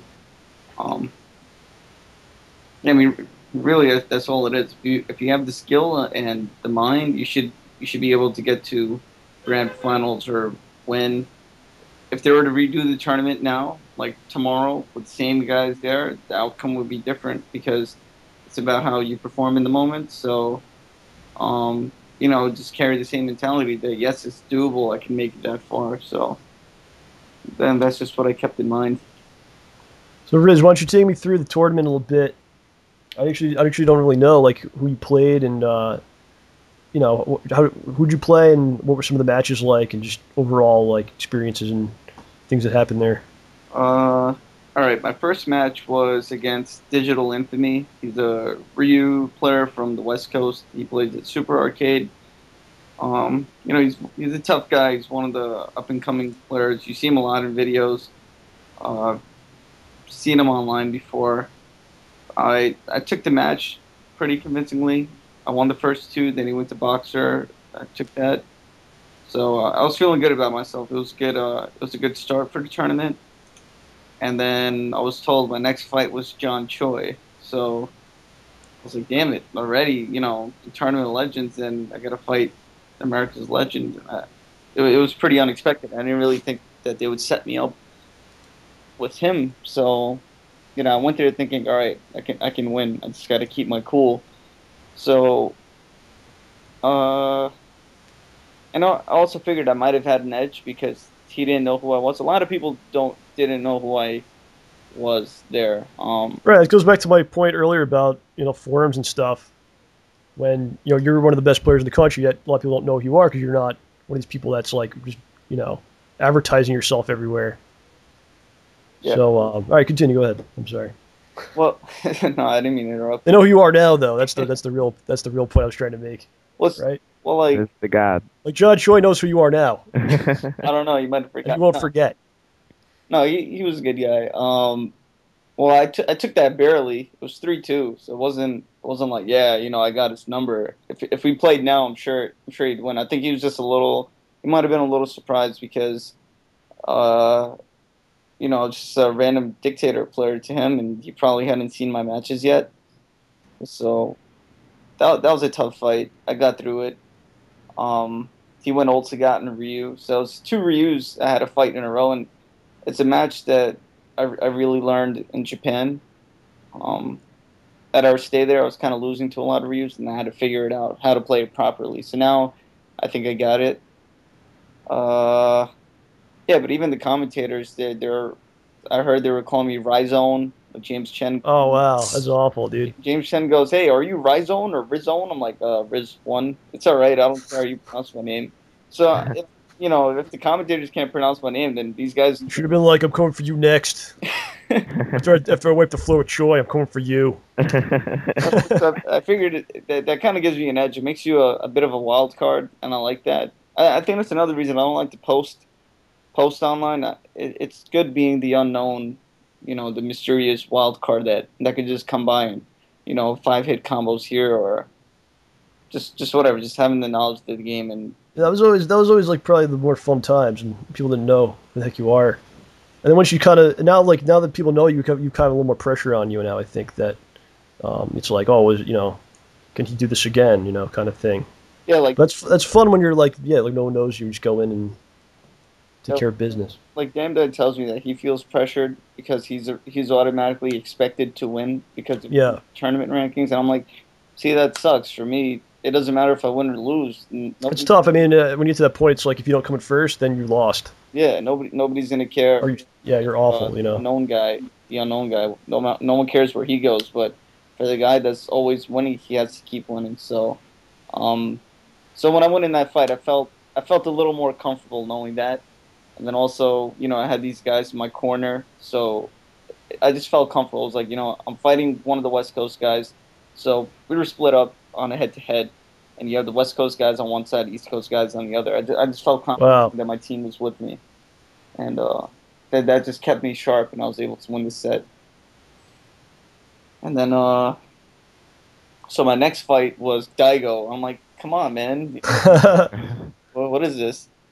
So he went boxer first, but he spectated my match against Choi, so I'm not sure. Oh, really? Yeah, because he was sitting there, so I guess he got a taste of who I was. And in the first match, I beat his boxer, and I was pretty surprised because I don't know. I know that anything is achievable, and these guys aren't invincible, but still, it came as a shocker to just win the first fight like that. And then I was even more surprised that after that he switched to Ryu. No idea why, and that was the only time he made the switch in the whole tournament. His first fight, he chose Ryu against Jason Wilson, but for the rest of the tournament, it was only... Jason Wilson? Huh? Jason Wilson from... Really? West. Yeah. Oh, wow. Yeah. I didn't know he was there. Yeah, he was. Cool. But, yeah, so he used Ryu against me, and I took the first round very convincingly, and then after that, it just kind of fell apart. He was just in my head, and I tried my best. I thought about, maybe I should switch my character. I'm like, you know what? I like being a character specialist. I'll just stick it out. And eventually, he put me in losers. But I don't know. I kind of want to ask him why he switched. Like, what was going on through his mind that made him switch to Ryu? Because he didn't do that to anybody else when he was losing later on. I mean, he didn't win the tournament. And he just stuck it out with Boxer. So I'm a little curious. Yeah. And then I had to. Are you on the stage at this point yet? No, not yet. This was all just streamed on DGV setup. All right, get us up to the stage, and then we'll ask Mars what happened with him. So who did you play next? Okay, so next I fought DGV, who, Yes. I used to play him online years ago, like in 05, before I was even playing on stick. And so now I have to fight him in person for the first time. And in the beginning of my first match, I don't know if it was nervousness or what, but the jab button was a little stuck. So I'm like, can we change the jab button or something? It's stuck. And Mike goes, yeah, it might need some greasing. It felt a little tight. So he offered to switch sides with me, and I said, are you sure? Are you sure? I don't want to be the guy that's just like complaining about the setup. And he goes, no, it's fine. It seems fine now. So we switched sides. I even switched my chair. I'm just basically postponing my match. I had to fight 3 Ryus already. Now I'm fighting my 4th one. I was kind of just buying some time. And it was another one of those close sets, and it went 3-2, and because of that, it made top 8. It was tough. It was not so much nerve-wracking, but it was like I have to play my best. I can't. Came too far to blow it now. Yeah, I really didn't want to lose that.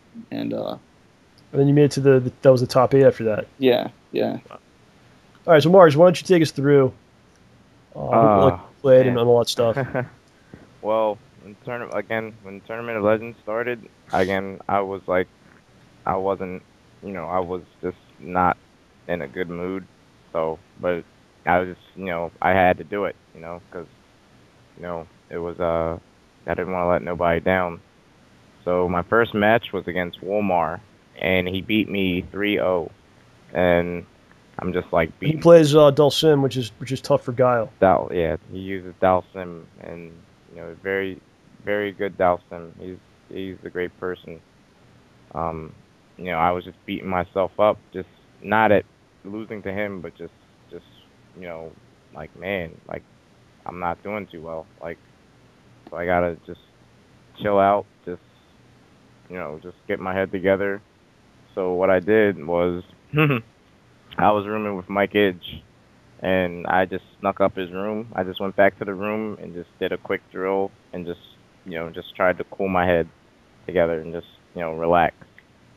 So I had to come back down and play against Arthur, Tecmo Super Bowl.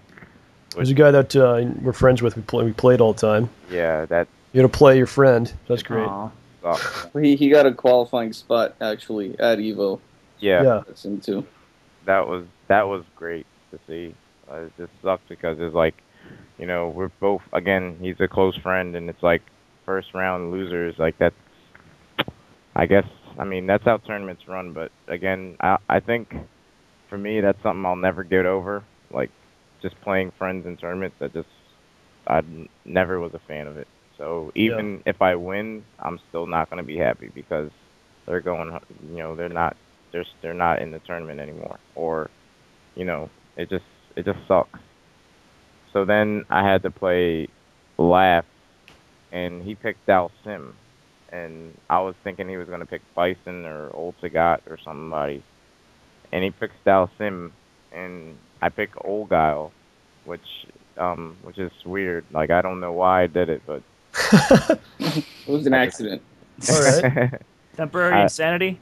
I like the color, so, and then I figured, at least I'll use Old Guile. So if I do need New Guile, then if I lose this one, there's still 2 more rounds.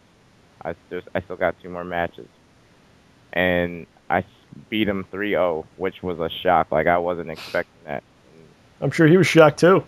Oh, I don't know about him, but I know I was. And one sec, guys.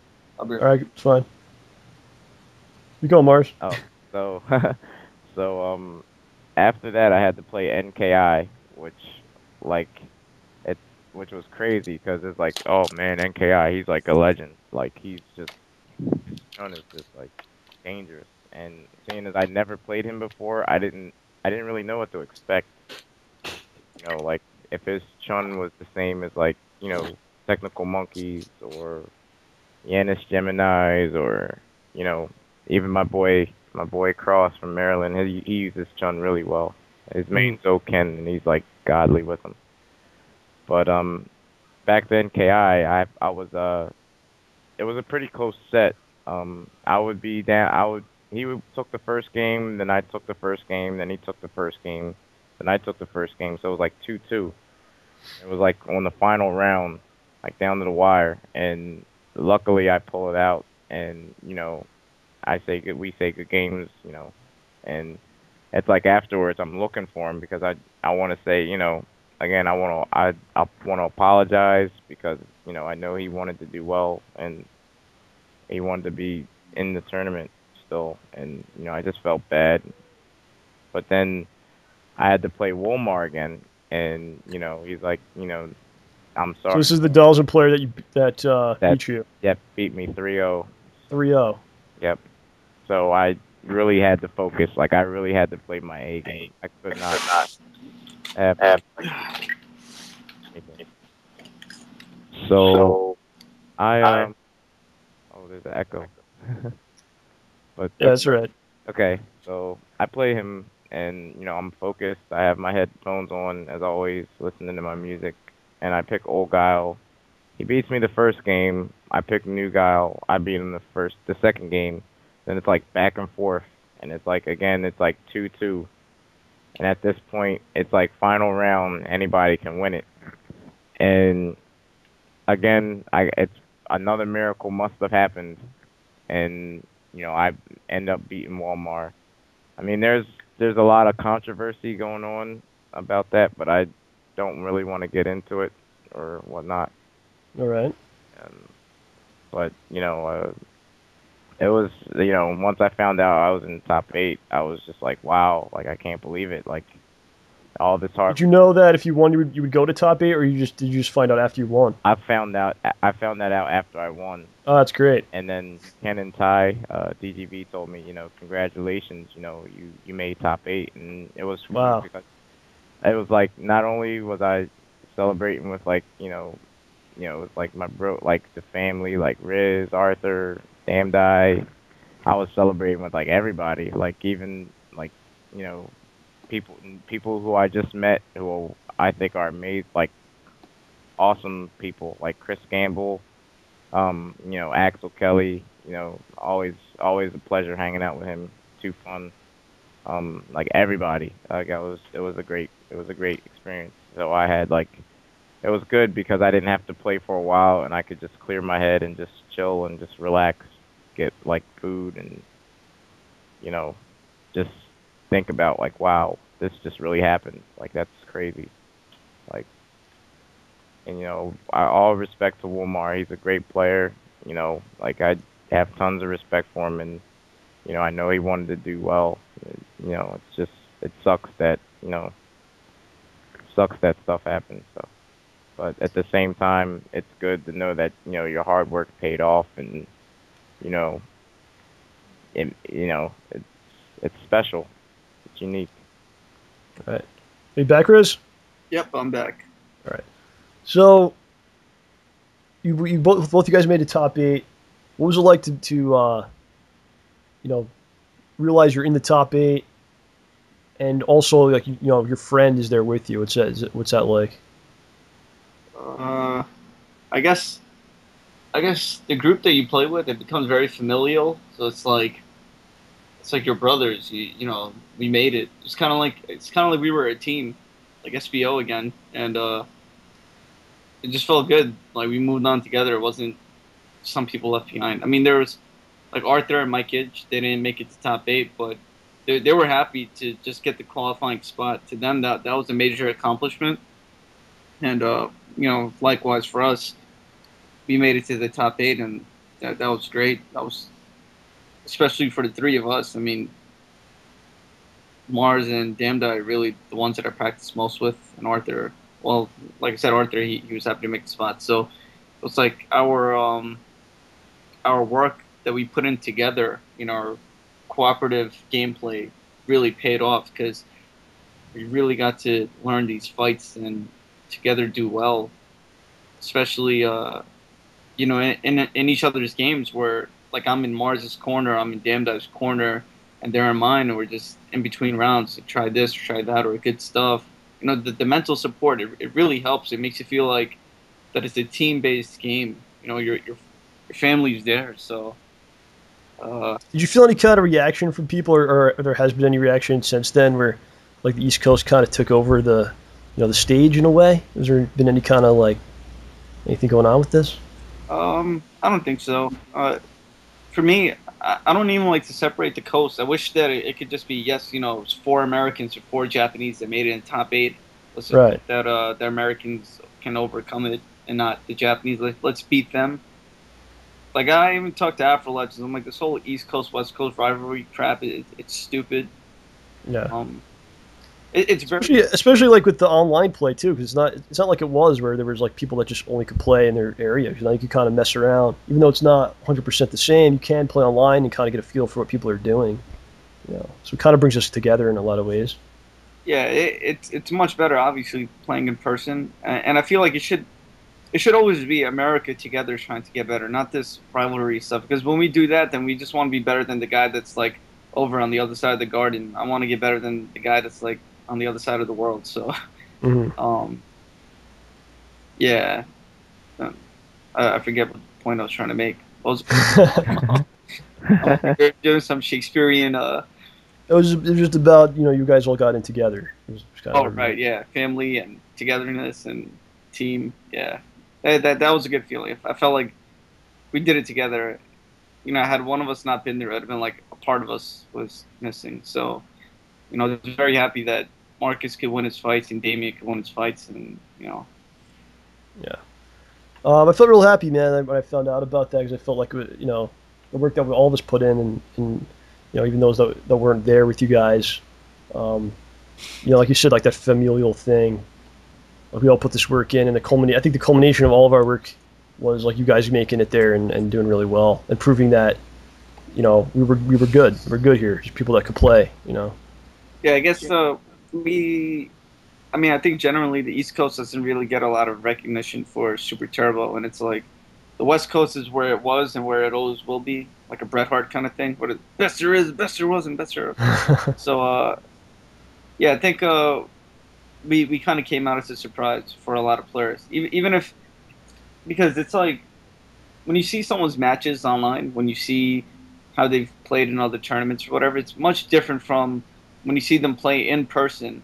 It's much different from when you actually play them in person. Those are three completely different things. So when they get put in the situation where they have to fight someone like Mars and they haven't fought him before, they're actually surprised. So I think that's the impression that we gave off over there, that, you know, whether it's a gal or a dictator that can actually do these things.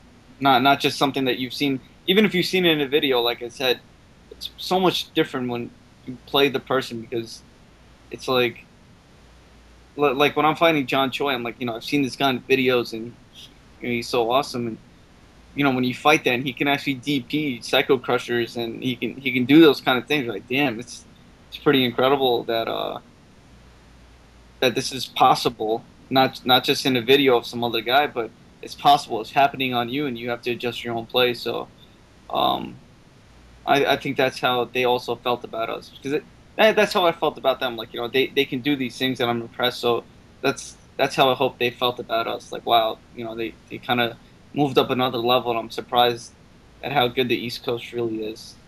We put a lot of work in. I mean, I think you know, you guys all I think we always knew, and that, you know, people could play, and you just kind of proved it. You know, Mars, do you have anything that you want to say about this? I was like the same thing Riz said. You know, Right. now it's basically you know, I was just happy to make top 8 with these people. You know, like that was, you know, that was greater than, say, if I just made top 8 by myself or whatever, or even if I won the whole thing by myself.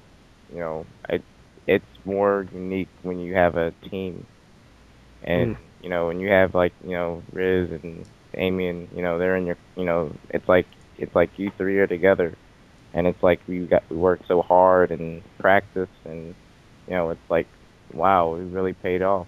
And you know, I remember when me and Damien played, you know, we told each other, you know, no matter what happens, like, it's all good, like, because we had to play like second match top 8. So you actually played you played Damdai in the top 8. Yeah. So Okay. you know, we basically both said no matter what happens, it's all good. You know, it's gonna be fine. Win or lose, we both win at the end of the day. So Right. he beat me 3-1, and I was satisfied. I was grateful because, you know, he gave me a great match, and you know, I can't thank him enough. You know, and just the fact that, you know, one of my dreams was always to play on, you know, Evo at the main stage. So, can you describe to me what it was like? So you basically on the stage. This was on the main stream of Evo as well. Yeah, so It was. yeah. Okay, and so it was like a lot. You know, it was a lot of people it was like 1,000 people watching in the audience. Yeah, probably. So it was pretty crazy. It was pretty people yelling things. Really, just kind of describe the whole thing, if you can. All right, so you sit there on the stage. The other guy's on, you know, opposite of you, so you don't really see him. And your friends are in the corner. The other guys in top 8 are sitting there too.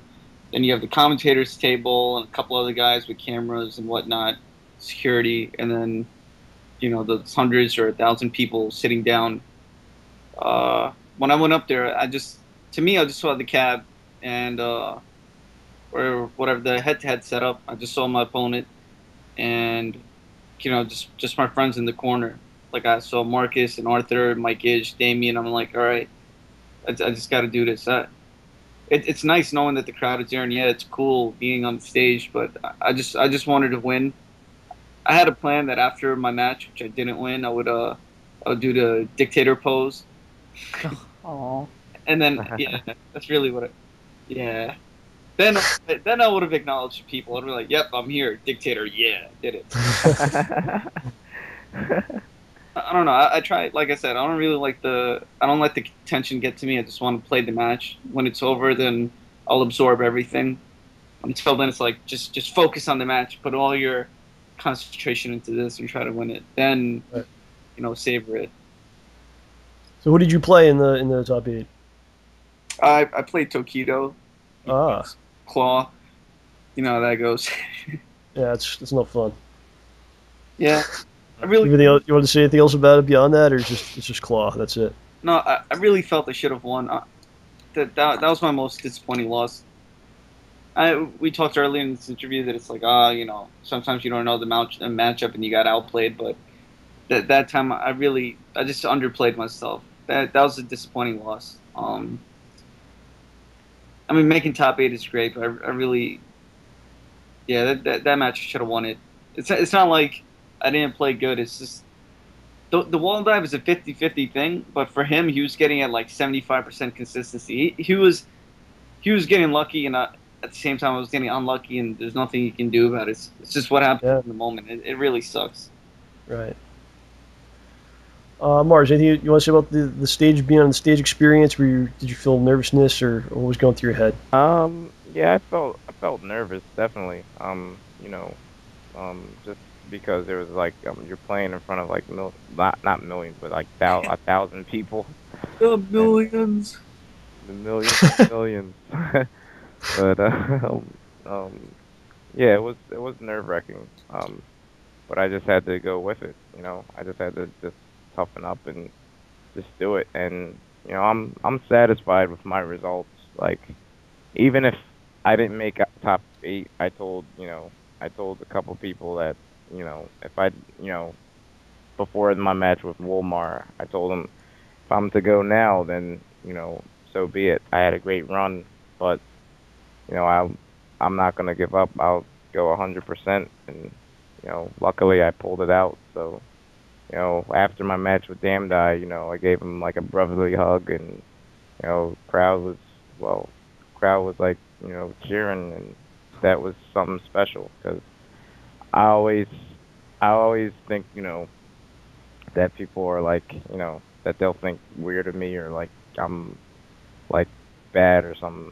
So it was felt good to know that people were supporting you, and that your brothers, like my brothers like Riz, Damien, Arthur, Mike, even Ganny, they were all there, like even though not all of them made top 8, they were there supporting us. And at that time, it was just like, the whole West Coast, East Coast thing really didn't matter. Like, it was basically USA versus, like Riz said, USA versus Japan. And you gotta, it should be a team effort. And, even though, we lost, it was the fact that, I came that far was just great. And, for the people there's a lot of people that just, congratulated me, and I was so grateful for it. And it was weird because the next day I just wanted to just chill and relax, but didn't happen that way, and I'm happy it didn't actually. Because why would you do? Well, no, I just walked around pretty much the strip and just tried to.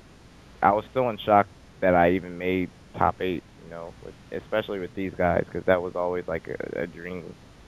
And the fact that it happened was like, wow, like I can't believe it, and just the whole experience, it was great.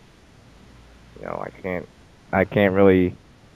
don't really know what else to say about it, but the feeling is it's special. It's so special that it's like you'll never forget it. Riz, what do you have to say looking back now? It's been a couple days, looking back at the Evo thing. What are your feelings? I wish I could go back and do it all over again. It was really a good experience. I made a ton of friends. Got to play a whole bunch of people. Got to experience the top 8 Evo stage. I spent the last couple of years of my life watching the Evo stream and watching top 8 and thinking, man, it must be cool. There must be a lot of pressure for these guys to play in front of so many people. And I guess for some there is that pressure, but for others there's not. It was.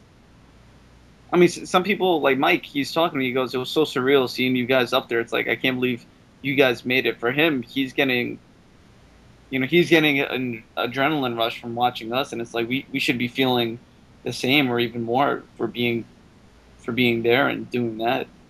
So it is a pretty crazy feeling to say, a couple of days ago, just in Vegas, fighting the best players in America and some of the best Japanese, and I did this well, and now I'm back to my normal life. It's a pretty insane, simple thought. It's like Super Turbo. So. Right. Yeah, overall, it was an exciting event. I think a lot of people really enjoyed watching Super Turbo. So Yeah, I wanted to ask you that next. What happens next for Super Turbo in the U.S.? What goes on next? Where do you think it's going? New births and players, new rivalries, new strategies, new everything. Do you think the tournament helped inspire people to pick up the game maybe for the first time? I don't know about for the first time, but I think there are a lot of other players who started off like Mars and I. They were almost strictly online and just went off to this whole offline thing. And they're like, I really want to be a Tournament of Legends. I got calls from people who I didn't talk to in a really long time, and they're like, you played so well. I can't believe you started off playing online. It makes me want to do it. It makes me want to train up. Anytime you want to play, just give me a call. It was so amazing. So a lot of players, I think, will come out even more for next year, or just enter tournaments or try to learn the matchups and just get that far. I think that's important, and I think it's good that this tournament did just that. It really supported Super Turbo in a positive way, despite the whole money match ordeal and East Coast versus West Coast stuff. I think it'll really make people want to, go back in the booth and relearn these things and become stronger players. So the future of Super Turbo in America, I think we'll see a lot more strength in our players. And I told you for a while, Chris Gamble, I think that he'll be a really tough competitor. I mean, he is now, but I think he'll be one of those super tough guys. Yeah. In very little time. So guys like him will be coming out more, and you'll just be surprised. There'll be who's a character that's not really played a lot. There are a few Fei Longs, but you might see super crazy Fei Long out of nowhere. Or let's see, I'm trying to think which characters are really live. Akuma. Oh man, we're watching those crazy Akumas come by. No. I mean, I guess we have some variety in characters here, of most characters, but I think we'll be seeing a lot more toughness in character specialists, because the whole, I have an array of characters. I have several characters I use, or let me play the counterpick game, only gets you so far. I think a lot more people will really say, you know what, this character appeals to me. I want to be the one. I want to be the person in this country who's recognized as that guy. So when they say my name, they associate me to that character, or when they think of that character, they associate the character to me. So I think we'll be seeing more of that for next year, and I'm really looking forward to it. I think there'll be a lot of good guys, good players. So, yeah. So what's next for you guys personally? What's your next step with this game? Do you keep going strong? You take a break? What's your plans? Mars, you go first, sir. For me, it's about the team, pretty much. Like, as far as like me in tournaments, like I guess me entering like singles tournaments or whatnot, I had a good run. I'm grateful for what I've accomplished, because I didn't think I could do it. But, for me now, it's about the team and just helping people level up and, still leveling up myself, but at the same time, and leveling other people up and just playing the game the way I want to play it and enjoy it for how I want to enjoy it, And for me, just going to tournaments and just playing other people and casuals and just meeting up with the boys and just grinding it out like we just did. That's something I'm looking forward to. What's up with you, Riz? What are you doing now? Same thing I do every day, Pinky. No, I don't know. I have the same strategy that I had from before, where I try to play once a week, once every 2 weeks, just to get a couple of games in and stay sharp that way. I like to continue doing that. I like to just continue training, playing the same way I've played. Go to these at least the East Coast majors, level up, and then hopefully they have something like this at Evo again or Japan. I'm down. That's my goal. I want to enter the biggest things possible and be tough enough to do well there. That's my goal. It's only just begun for you. What's up? It's only just begun. I hope so. If the game can survive, I mean, the ST guys are getting pretty old. Yes. I think just continue on and get deeper with the character. Really figure out weaknesses and just overall just try to get better until. I mean, there's no way you can stop getting better. You just keep getting better. I think that's my goal, to just reach this super high level where I feel comfortable at all times. So that's what I want to do. One thing I want to talk about, Riz, you actually called me a couple months ago, and you're like, yeah, I really like Schnozzman and Hole Punch. I was like, you do? He's like, yeah, I really like it. So I was like, well, why don't you come and do an episode with us? So you were actually in the last one where you were in the party scene. I had a huge role. I had to practice a really long time to do that, remember my lines, and. So what do you have to say about your experience in the series there? Did you have a good time? Yeah, it was pretty fun seeing you behind the camera with the Steven Spielberg glasses and everything. Very different from your Turbo. So it was cool seeing you again, hanging out. Because you know what happens when we play games. It's not really about just the game, but we also talk about real life stuff. So doing the Schnozzman and Hole Punch episode is kind of like that. We got to hang out again and talk about stuff. It was cool. We'll have to do that more often. The show's pretty cool. When's it coming back? Probably like a couple weeks, 2 weeks maybe. Should have another one out. Yay.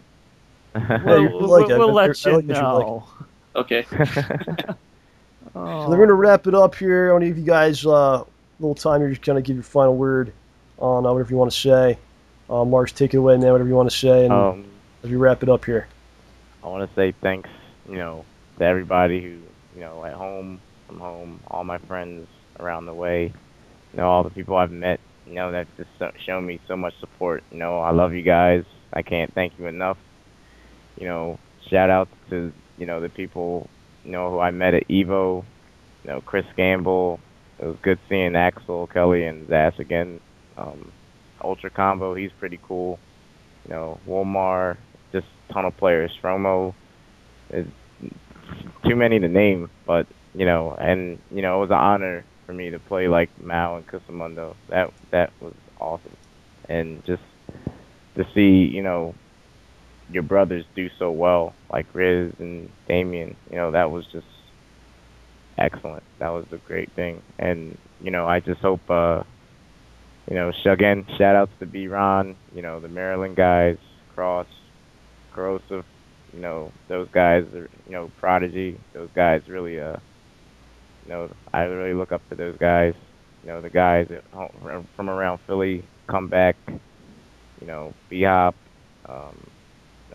Pillowface, a couple other people. And of course you guys, again, Howard, Riz, you, Bill, Damned Eye, and, I want to thank a certain someone, but I ain't going to say no names, but, that they were there for me the whole day. And, to them, I want to say thank you so much, and it means a lot. So. You're welcome. All right. Well, thank you to you too, but I was messing with you. oh, well, of course, thank you to you, Riz0ne. You're the MVP of the year, man. Yeah, okay. All right, Riz, what do you want to say here? Well, I wanted to thank Howard first. I've been trying to get in touch with him where we're just playing phone tag where it's like, I'll call you back in 5 minutes. No, I'll call you back. And we've just been doing that for like the past 48 hours. Yeah. Howard is one of those guys I was talking to almost every day about this tournament, and he goes, you can do well. And for a while, I didn't want to go, but I was pushed by plenty of people, and he was there for me a lot. So he got me to where I am. You also, the whole DBT crew. There are obviously too many names, but everyone I played at Evo, all the guys from GGPO, anyone I played even before that, it was just good games and had a lot of fun. I hope that we can continue doing this thing and we don't seem like kids just playing a video game. It's more than that.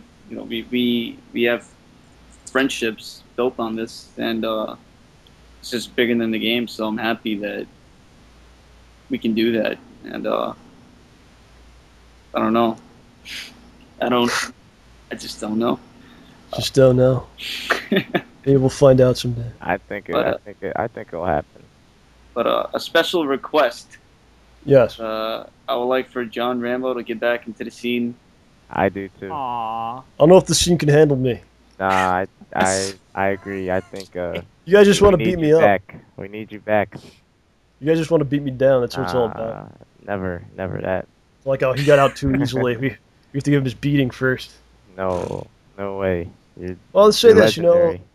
Your guys' success, I feel like, is my success. Like, I feel real good just to watch you guys, do really well. It makes me feel good, and makes me feel like almost like I'm doing it in a way, like I'm living through you guys. And I kind of, in a lot of ways, I kind of got you guys together, in different ways, I think. Yeah, you did. And that makes me feel good that you guys are blossoming and doing real well. So, who knows what the future may hold? All you guys, like, you, Mike's done so much for the community, like with the cabs and next level. And Arthur, he's like 8 Mile. He's like, he keeps going, man. Wonderful guys. Wonderful guys. Well, just gonna wrap it up. If you have anything else you'd like to say, anyone? OJ, anything? Well, I want to say I've learned quite a bit about what it's like to be up there in the tournament stuff. I mean, I'd seen it from a distance, when John did it in SBO and whatnot, but I didn't hear what it was like for, the player, for you guys when you were out there. It's kind of, I didn't know how much camaraderie you guys had. Seriously. It's really striking. Thanks, man. I appreciate it. I'm sure Riz does too. Like we both appreciate it so much. Like it's a dream. It's like a dream come true. All right, right on. Riz, anything else? Riz is sleeping. No. Get lost. Your psycho powers can't compare with me. What does he say? I don't even know. I think there's one quote from like. We always play Japanese version. I don't even know. I think it's time for me to go home and be a family man. There you go. All right, well, it's gonna wrap it up for the show this week. I hope you guys enjoyed it. It was pretty. I thought it was a pretty educational interview about competitive gaming and what you guys have to put into it and the whole experience and all that. So, hope you guys took something from it. That was good. The show will return next week. I don't know what we're doing yet. We'll be doing something, I'm sure. And so that's going to do it. So for OJ, for Mars, for Riz, this is John signing off. Thank you for listening and being a part of JohnRamboPresents, the best and free and optional entertainment. Good night, everyone.